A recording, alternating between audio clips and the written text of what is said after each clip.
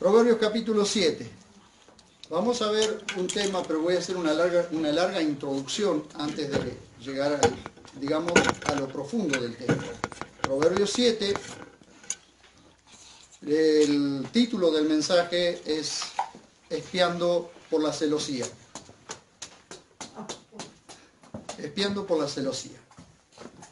Después se van a dar cuenta cuando vayamos entrando al tema por qué se llama espiando por la celosía. ¿Saben ustedes lo que es una celosía? ¿Sí? Es un enrejado en la ventana donde de afuera para adentro no se ve, pero uno puede espiar de adentro para afuera y mirar todo lo que pasa afuera. Y también sirve para que en el verano pueda entrar la brisa y no entre la luz, no entre el sol o el calor del sol. Eso es una celosía. Y vamos a ver después por qué el título del mensaje. Pero como no lo vamos a poder terminar hoy, lo vamos a hacer en 2 o 3 partes.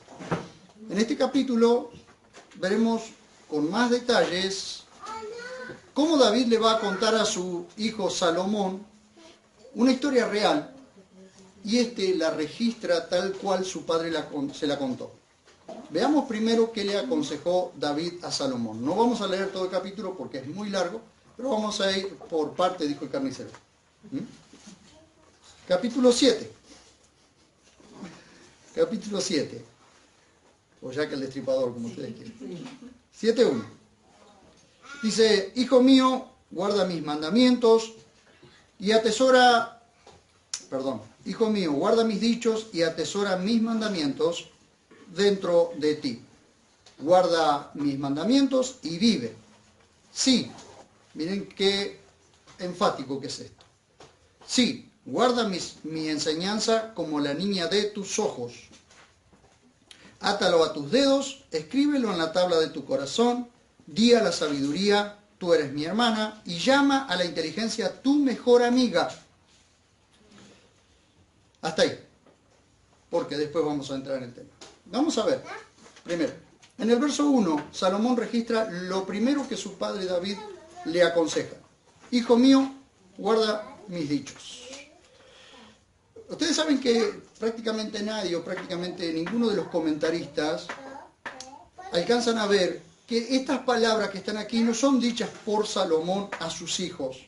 Y la gran mayoría de los comentaristas lo toman como si Salomón estuviese hablándole a sus hijos. Pero hay que ir mucho más atrás, o bastante más atrás, para ver que era David el que le dio todos estos consejos a Salomón, y Salomón lo fue escribiendo y nos quedó a nosotros hoy. Le quedó a Israel primero y a nosotros hoy.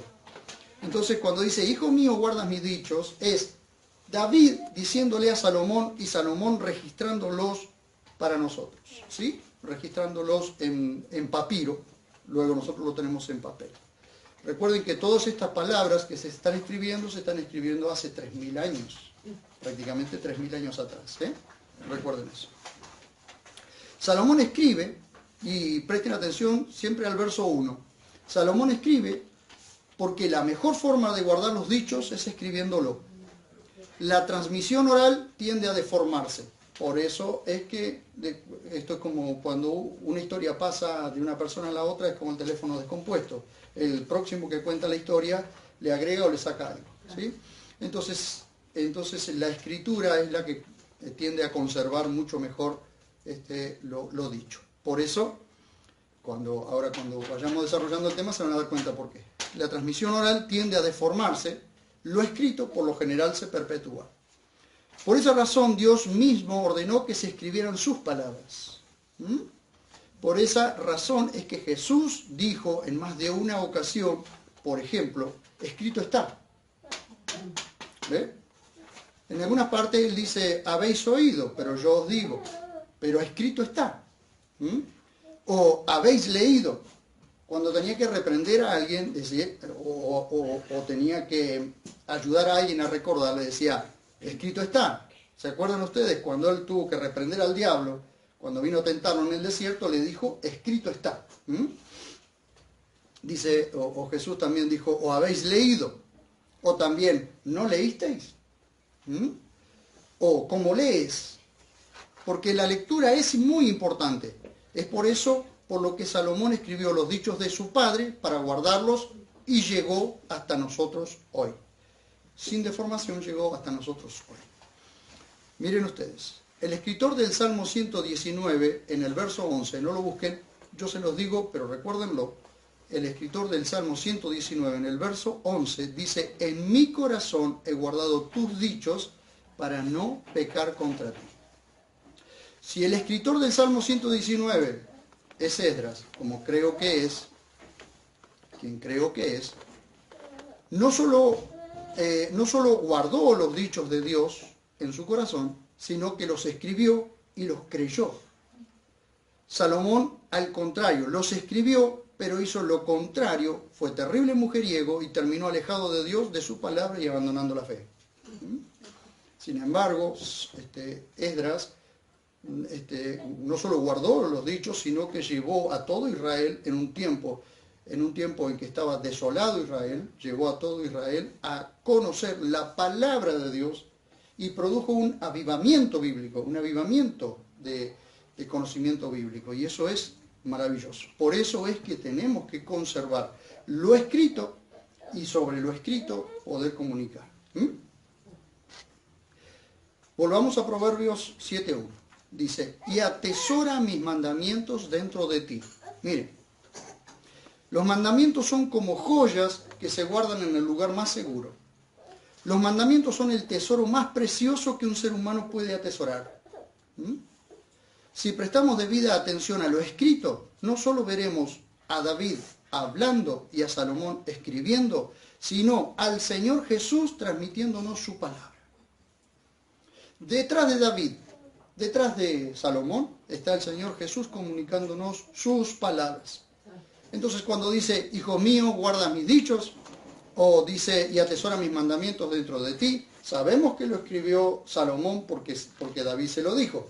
Pero sabemos que es palabra de Dios y que Dios nos está comunicando, nos está queriendo comunicar algo. Por eso es que es tan necesario prestar atención. Observemos la exclamación del verso 2. Vayan siguiéndome ustedes con la vista en la Biblia. Yo voy mirando acá y voy mirando mi Biblia porque lo tengo escrito también en la compu. Miren ustedes, dice el verso 2. Guarda mis mandamientos y vive. Guarda mis mandamientos y vive. Yo voy a hacer una aclaración con esto para que se pueda comprender. Esto refleja lo que Dios le dijo a Israel en Deuteronomio 30:19.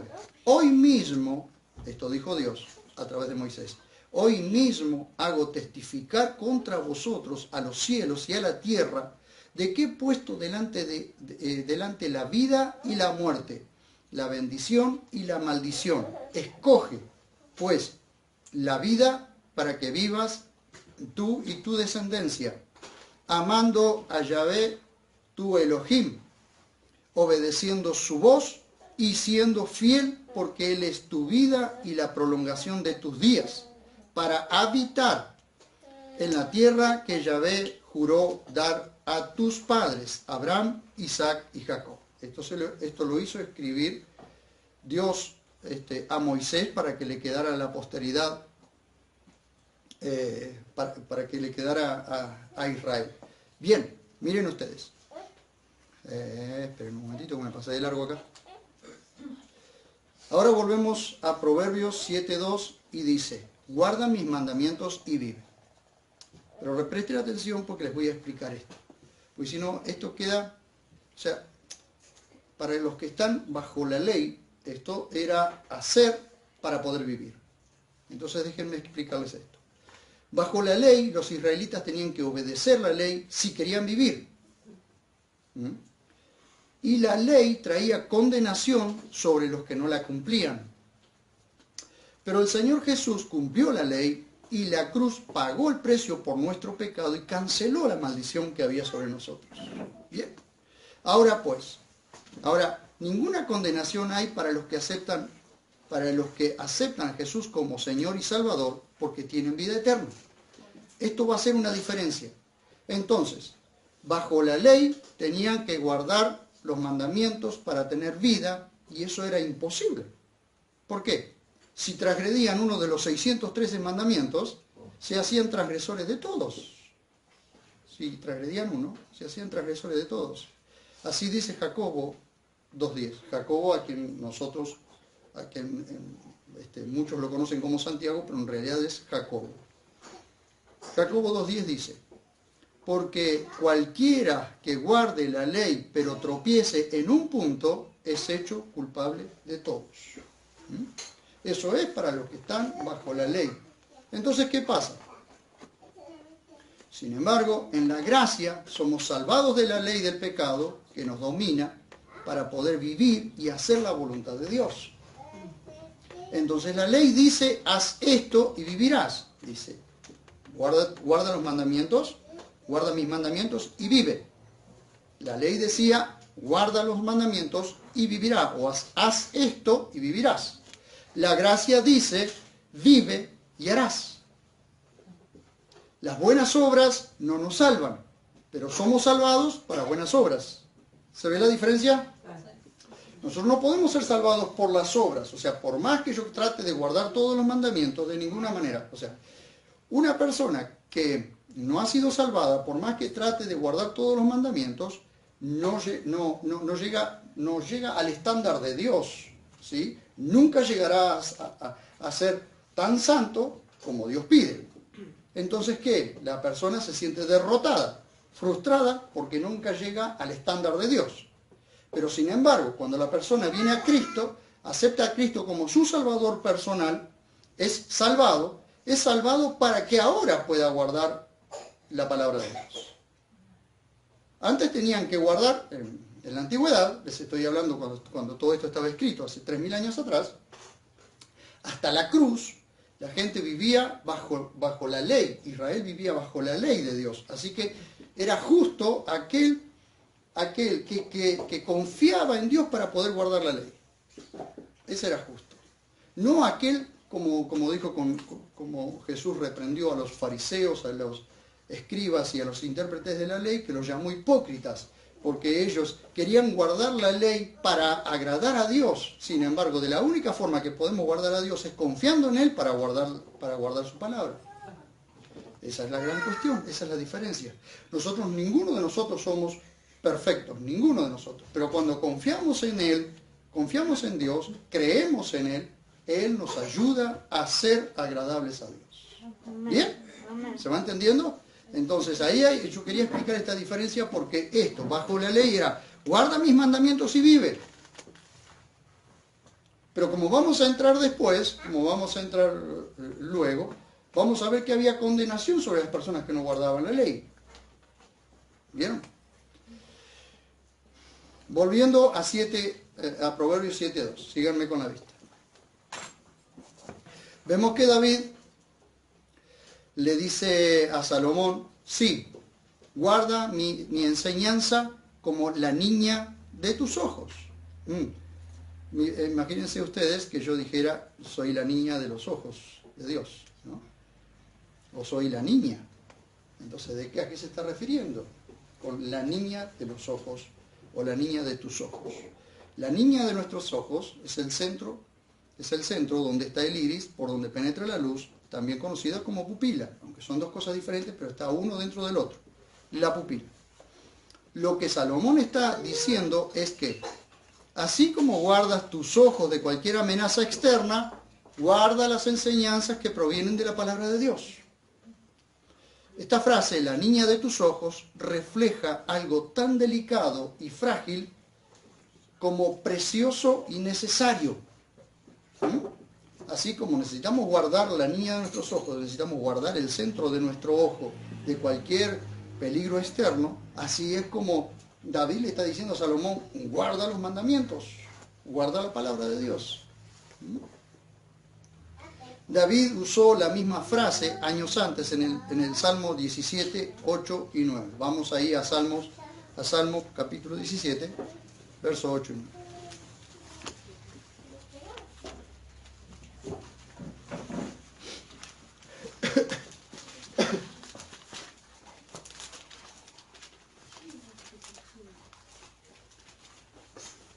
Salmo capítulo 17. ¿Lo encontraron? Sí. 8 y 9.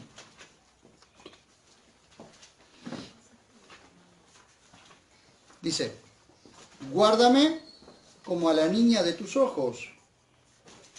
Observen ustedes el pedido que David le está haciendo a Dios. Cuídame o guardame como a la niña de tus ojos. Así como Dios guardaría sus ojos, así le pide David que lo guarde a él. Dice, escóndeme a la sombra de tus alas, de delante de los malvados que me oprimen, de los enemigos mortales que me rodean. ¿Ah? Ahora bien, miren ustedes el pedido que hace David. Y en muchas ocasiones nos sentimos como rodeados, o nos sentimos que tenemos alrededor muchos enemigos. Y está bien orar por eso, pero también debemos entender y confiar en que Dios ya nos ha librado del presente siglo malo. Que estamos guardados en su mano, y dice, y los que estamos en su mano, nadie los arrebatará. El enemigo no puede tocarnos a menos que Dios le dé permiso. ¿Está claro eso? Entonces, no se persigan. No se persigan, porque solamente el enemigo puede tocarnos cuando Dios le da permiso. Por ejemplo, nuestro enemigo, la muerte, ya no nos puede tocar, porque Dios no le da permiso a tocarnos. Porque un creyente no muere, un creyente duerme. El que muere es el mundo. El que muere es el que no está en Cristo, ese muere. ¿Sí? Y es separado, porque muerte significa thanatos, separación. Y se separa el alma del cuerpo, pero también está separado el hombre de Dios. Así que mientras está sobre la tierra, el hombre tiene oportunidad de confiar en Cristo. Cuando muere, ya no hay marcha atrás. Directamente al infierno. ¿Está claro? ¿Bien? Por eso es que nos es necesario seguir predicando el Evangelio para que Dios salve. Miren ustedes. Vean. Esperen que me perdí. También Moisés usa esta misma frase en Deuteronomio 32:10 para mostrar cómo Dios guardó a Israel en el desierto. También se usa en Zacarías 2:8. Esto quiere decir que guardar la palabra de Dios tiene tanta importancia como cuidar el centro del ojo. Si usted hace una prueba, usted hágale así a su vecino. Hay que estar al lado suyo, a ver que lo primero que hace es cerrar el ojo. ¿Por qué? Porque el párpado está puesto para cuidar el ojo, ¿cierto? Sí, así. No, aquellos que le tienen rabia no le metan el dedo en el ojo. No vayan a salir con el ojo así en la mano, por favor. Queda mal eso. Vamos al verso 3. El verso 3 habla de recordatorios. A ver qué nos dice la palabra de Dios. Dice, hablando de las enseñanzas, de los mandamientos de Dios, dice, átalos a tus dedos, escríbelos en la tabla de tu corazón. ¿Qué significa esto? Recordatorios. Por ejemplo, no sé si ustedes lo hicieron alguna vez, pero en la antigüedad cuando había que recordar algo, claro, no había bloc de notas, no había celulares, así que hace 3000 años atrás no se conocía eso todavía. Así que se usaba atar un hilo en el dedo, por ejemplo, para recordar alguna cosa. Entonces la persona veía eso y recordaba lo que tenía que hacer, ¿sí? También se solía escribir en tablas, en tablas de madera, en alguna tablilla. Se solía, hoy por ejemplo, si usted pone un pizarrón en la casa y hace todas las anotaciones de las cosas que tiene que hacer, va a tener un recordatorio. ¿Bien? Esto también se usaba en la antigüedad. De hecho, en la Biblia, Dios le habla al profeta Habacuc y le dice que escriba en tabla. Miren, Habacuc, capítulo 2, verso 2. Si lo encuentran, lo aplaudo. Teníamos que hacer una prueba, sin decir la página, a ver quién lo encuentra. Y encima con el cambio, ¿no?, de la Biblia textual. Si alguien lo encuentra, me dice por favor. Habacuc, capítulo 2, verso 2. 652. 652 la página. No pierdan Proverbios. 652, profeta Habacuc. Y eso que no les digo Abdías, porque estarían días para encontrarlo. Tiene un solo capítulo y 21 versículos nada más. Así que ese debe ser el profeta en que la gran mayoría de las Biblias está pegada a las otras. Habacuc, capítulo 2, verso 2. Para poder ir entendiendo o por lo menos asimilando el modelo, el ejemplo que nos está dando Salomón. Dice Habacuc, capítulo 2, verso 2. Dice, entonces Yahvé leamos desde el verso 1. Sobre mi atalaya me pondré y sobre la roca firmaré el pie. Y esto está diciendo el profeta Habacuc. Y velaré hasta ver qué dice en mí y qué hace que responda a mi querella. Porque Habacuc se estaba quejando con Dios, ¿sí? Porque las cosas le iban mal, porque estaba viendo mucho desastre alrededor, que la justicia ya no era justicia, era injusticia, siempre la justicia salía torcida, y se quejaba con Dios así, ¿no? Entonces de pronto se calla la boca y dice, a ver qué me va a decir Dios. Entonces de pronto viene la palabra de Dios, así que tengan cuidado, cuando le digan, a ver qué me va a decir Dios, tengan cuidado. Entonces Yahvé me respondió y dijo, escribe la visión y explícala en tablillas. Es decir, en otras traducciones dice en tablas de madera. Para que cualquiera que la lee con rapidez, es decir, alguien viene caminando rápido, ve en la tablilla la visión, la explicación de la visión y entiende. Dice, para que cualquiera la lea con rapidez. Porque es aún una visión para el tiempo señalado. Esto es una visión para el tiempo señalado. Ella habla al fin y no será frustrada, aunque tarde, aguárdala, porque sin duda vendrá y no se retrasará. Esto es una muy buena palabra de aliento para nosotros. Escribe la visión en tablas, porque aunque se tarde, se va a cumplir. Amén. Uy, nadie dijo amén. Se ve que no tienen promesas. Me quedé solo, ¿no? Como loco malo. Pero si tienen, Dios les ha prometido algo, créanlo, escríbanlo, porque si Dios se lo prometió, se va a cumplir. Amén. Amén. Ahora entendieron. Bueno, esta era la cuestión. Le dice, escribí lo que yo te digo, porque todavía es una visión, pero la explicación, escribíla, porque aunque se tarde, se va a cumplir. Listo. Así de simple. Yo se los digo así, pero anda a saber cómo Dios se lo dijo a Habacuc. No quiero averiguarlo. ¿Ven ustedes? Ahora, vuelvan allá a Proverbios.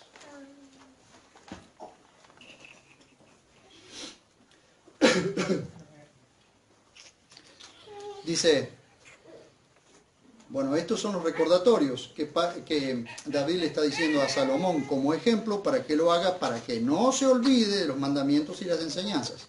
Dice, pero David va más allá que una simple tabla de madera o que un simple recordatorio atándose un hilo en el dedo. Va mucho más allá y le dice que las escriba en las tablas de su corazón, aunque parece que a Salomón se le olvidó.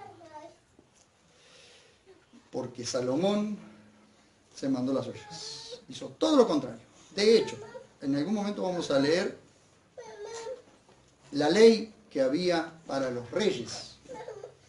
Y Salomón hizo todo lo contrario. Todo lo contrario. Veamos en el verso 4. Vamos a ver en el verso 4 que David le encarga a Salomón que estreche lazos afectivos con dos aliadas, la sabiduría y la inteligencia. ¿Cuánta falta hace que los hombres y las mujeres de Dios se alíen con esas dos señoras? O señoritas.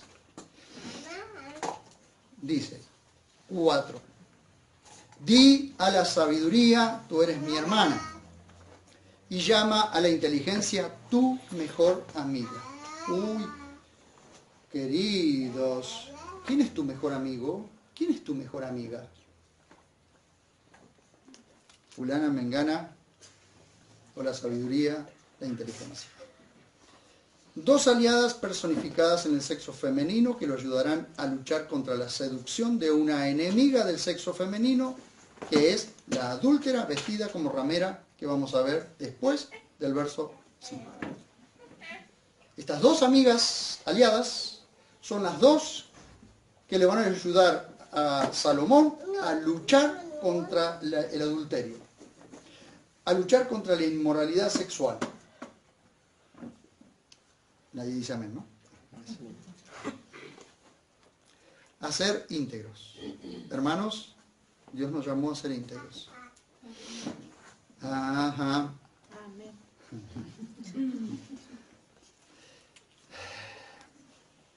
No va a ser fácil lo que tenga que hablar después, pero bueno.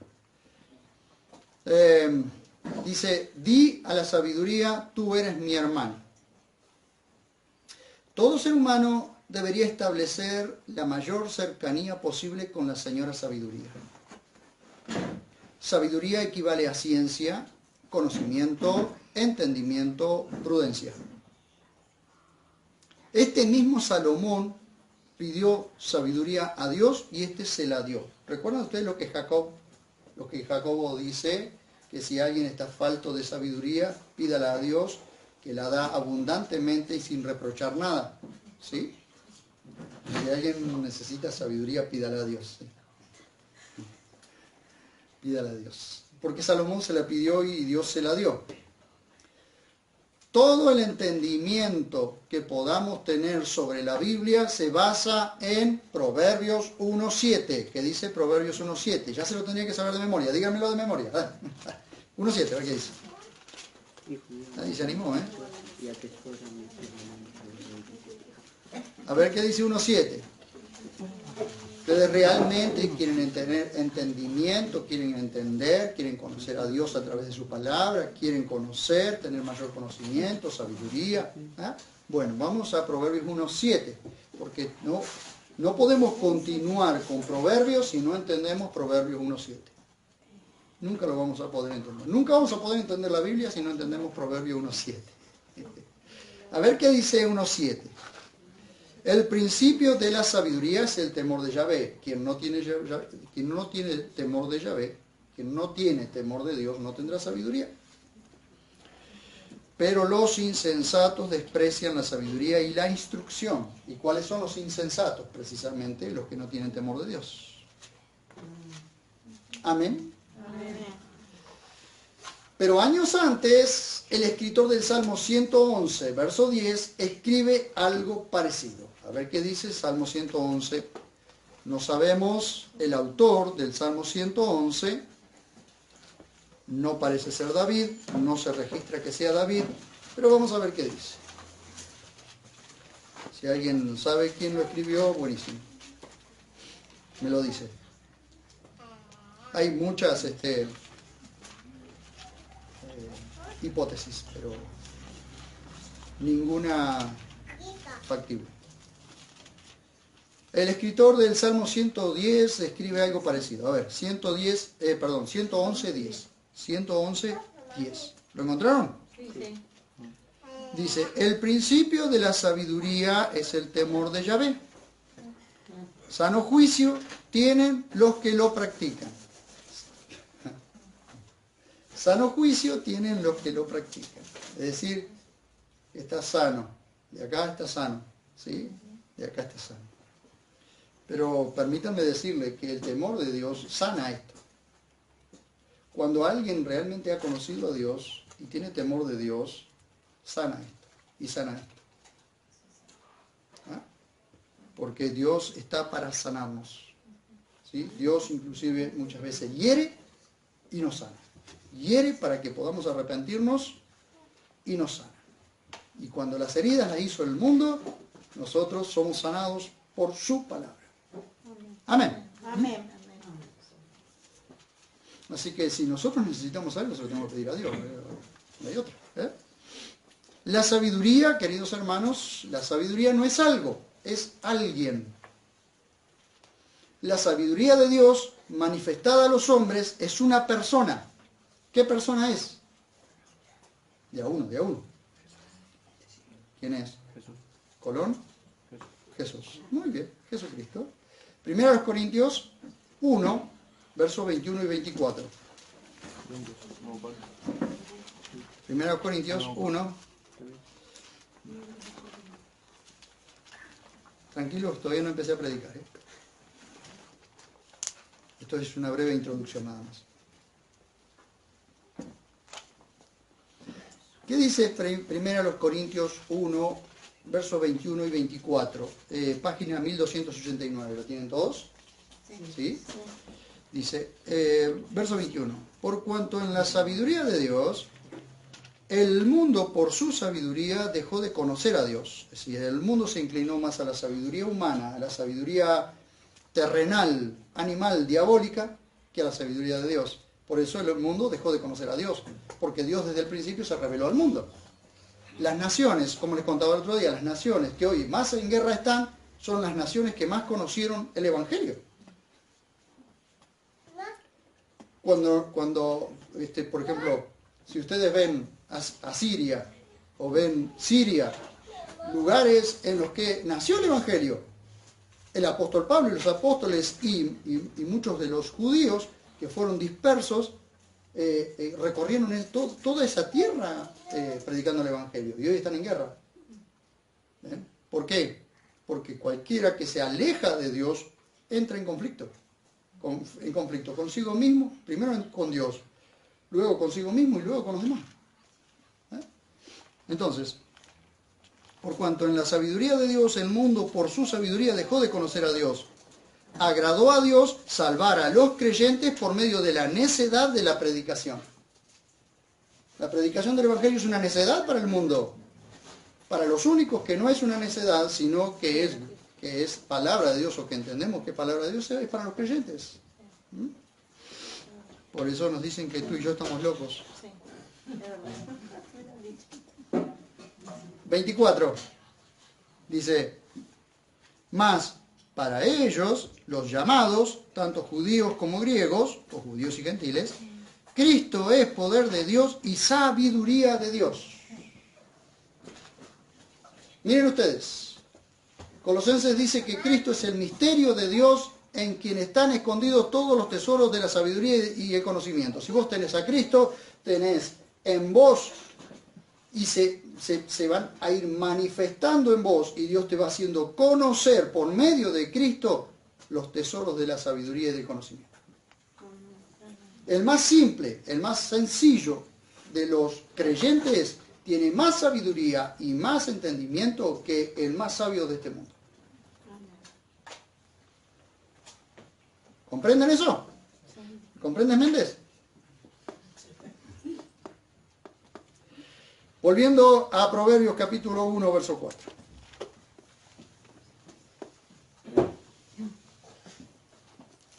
Volviendo a Proverbios capítulo 1, 4. ¿Qué dije? 7, 4. 7, 4. Sí, cualquier cosa que dice. Es que lamentablemente lo escribí así, eso me pasa por escribir rápido. Y bueno. ¿Me perdonan? Sí, me perdonan. Sí. Gracias.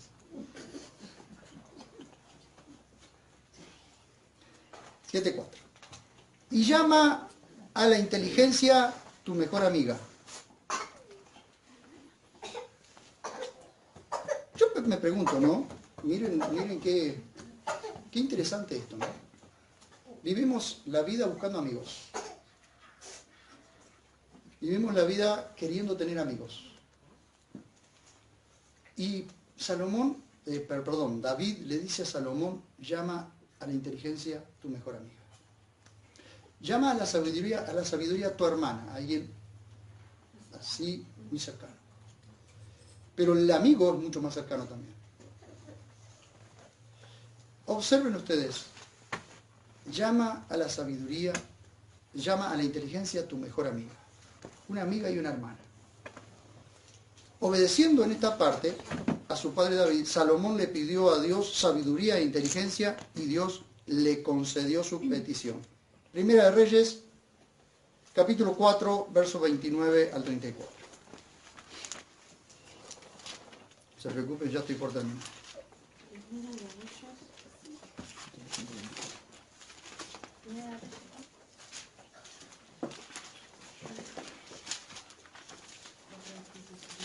¿Saben qué escuchaba mientras van a Primera Reyes capítulo 4? Capítulo 4 está antes del 5.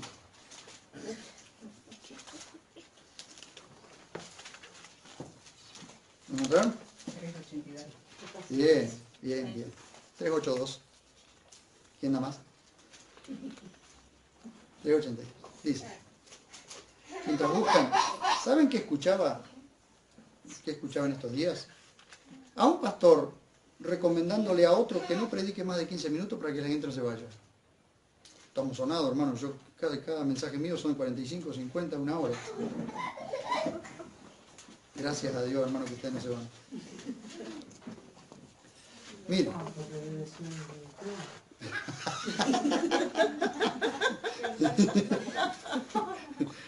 ¿Qué sé yo? Plomazo. No, yo ya no sé, lo escucho cada cosa, ¿no? Primer libro de Reyes, capítulo 4, verso 29 al 34. A ver, ¿qué dice? Entonces Dios le da sabiduría. Y Elohim dio a Salomón sabiduría, gran entendimiento y amplitud de corazón, como la arena que está a la orilla del mar. La sabiduría de Salomón sobrepasó la sabiduría de todos los orientales y toda la sabiduría de los egipcios. Él fue el más sabio de todos los hombres, más que Eitán, Esraíta, que Emán, Calcol y Darda, hijos de Maol, y su nombre llegó a ser conocido en todas las naciones de alrededor. Compuso 3000 proverbios y 1005 cantares. Disertó acerca de los árboles, desde el cedro del Líbano hasta el hisopo que crece en la pared. Fíjense ustedes el desarrollo mental de este hombre. Asimismo, habló acerca de los cuadrúpedos, de las aves y de los reptiles y de los peces. De todos los pueblos llegaban para escuchar la sabiduría de Salomón, de parte de todos los reyes de la tierra que habían oído de su sabiduría. Fíjense ustedes, por toda la tierra conocida se conocía la sabiduría de Salomón. Así que la gente venía a escuchar como un disertante, ¿no? Vieron qué interesante es cuando una persona diserta sobre temas que conoce. Qué interesante que uno aprende tanto y anota, ¿no? Y uno aprovecha. Ahora, ¿cuál fue el gran problema de Salomón? Hacer alianzas. Hacer alianzas con las naciones de afuera, con las naciones fuera de Israel. Eso fue la pérdida. Porque al hacer alianzas comenzó a casarse o a tomar por mujeres a mujeres entre las otras naciones, y esas mismas mujeres lo llevaron a alejarse cada vez más de Dios. Así que todo el encargo que David le hizo a Salomón quedó en nada. La pregunta es, ¿por qué David encargó tanto a su hijo Salomón que guarde los dichos y atesore sus mandamientos? Que los recordara todo el tiempo. Que la sabiduría y la inteligencia fueran sus mejores aliadas. ¿Por qué? Esa es la pregunta. ¿Por qué David hizo tanto hincapié en esto? Porque David va a advertirle a su hijo sobre uno de los pecados más destructivos de la sociedad: la inmoralidad sexual y la infidelidad tanto del hombre como de la mujer. Porque desde el verso 5 comienza una serie de tópicos que todos debemos prestar mucha atención. Ya vimos en el capítulo 6 los problemas y consecuencias que trae el adulterio. Pero en el capítulo 7 David le va a contar una historia. Le va a contar una historia que Salomón tendrá que recordar para no pecar de la misma forma. ¿Y cuál es la historia? Bien, la historia es lo que continúa. ¿Para qué tiene que recordar todo esto? Para que te guarden de la mujer ajena, es decir, de la mujer que no es tuya, de la desconocida, de palabras seductoras. Y ahí es cuando comienza que esto lo vamos a tomar desde el próximo domingo. Acá comienza a contarle una historia David a Salomón. Y este es lo que le da el título al mensaje. Pues cuando desde la ventana de mi casa atisbaba, es decir, espiaba por la celosía, vi entre los simples, noté entre los mancebos, o entre los muchachos, entre los jóvenes, a un joven sin entendimiento, pasando por la calle, junto a su esquina. ¿A qué esquina?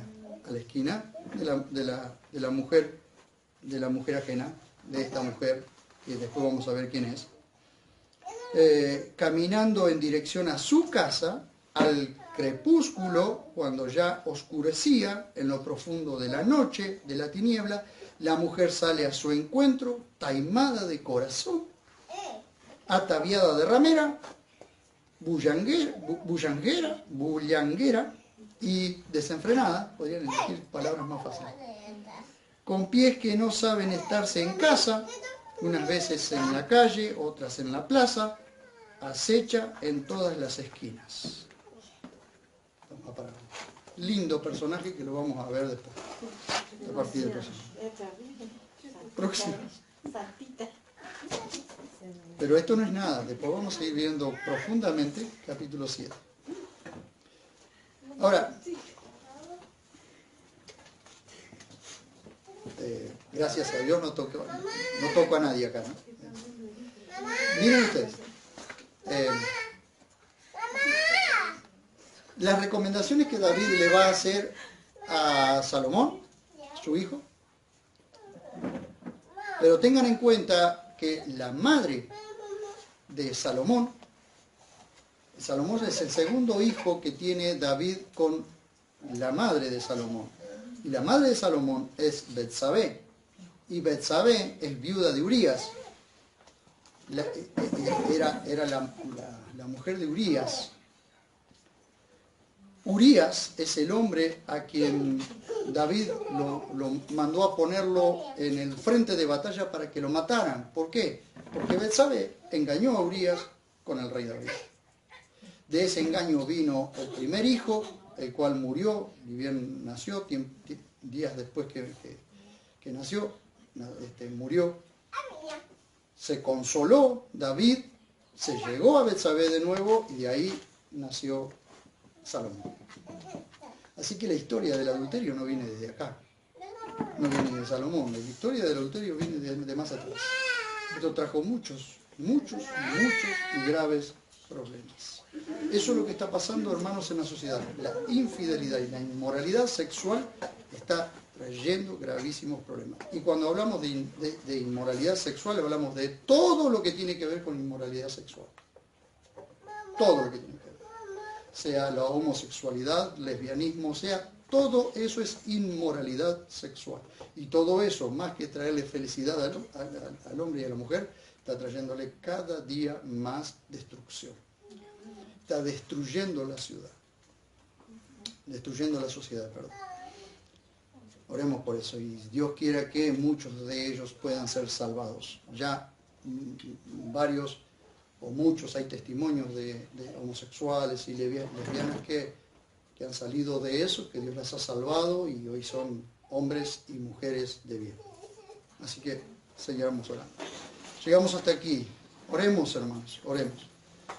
Oremos para mantenernos nosotros firmes y fieles al Señor y a nuestras familias, y que Dios nos siga guardando mientras Dios así lo quiere.